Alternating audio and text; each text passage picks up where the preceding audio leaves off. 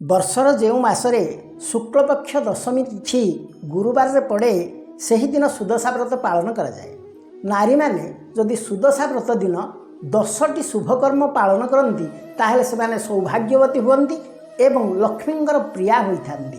ସେ ନିୟମ ଗୁଡ଼ିକ ହେଲା, ଏକରେ ହେଲା କଳସରେ 10ଟି ପତ୍ର ଥିବା ଆମ୍ବ ଡାଳ ନେବେ, 10 ବର୍ଣ୍ଣ ମୁରୁଜରେ କଳସ, ଧୂପ, ଦୀପ, ପିତୁଳାର ଆସ୍ଥାନ ଆଙ୍କିବେ, 3ରେ 10 ପାଖୁଡ଼ା ଯୁକ୍ତ ପଦ୍ମଟିଏ ଅଙ୍କନ କରିବେ, 4ରେ 10 ପାଖୁଡ଼ା ବିଶିଷ୍ଟ ପଦ୍ମଫୁଲଟିଏ ମା ଲକ୍ଷ୍ମୀଙ୍କୁ ସୁବିଧା ହେଲେ ପ୍ରଦାନ କରିବେ, 5ରେ ହେଲା ଜାଗରଟି 10 ମୁଖ ହେବା ଦରକାର ବା 10ଟି ଦୀପ ଜାଳିବେ, 6ରେ ହେଲା 10 ଖିଅ ଧଳା ସୂତା ତାକୁ ଆଣି ବ୍ରତଟିଏ କରିବେ ଏବଂ 7ରେ ହେଉଛି 10 ମୁଠା ଅରୁଆ ଚାଉଳ ଯାହାକି ଆଦୌ ଭାଙ୍ଗି ନଥିବ ତାକୁ କଳସ ତଳେ ରଖିବେ।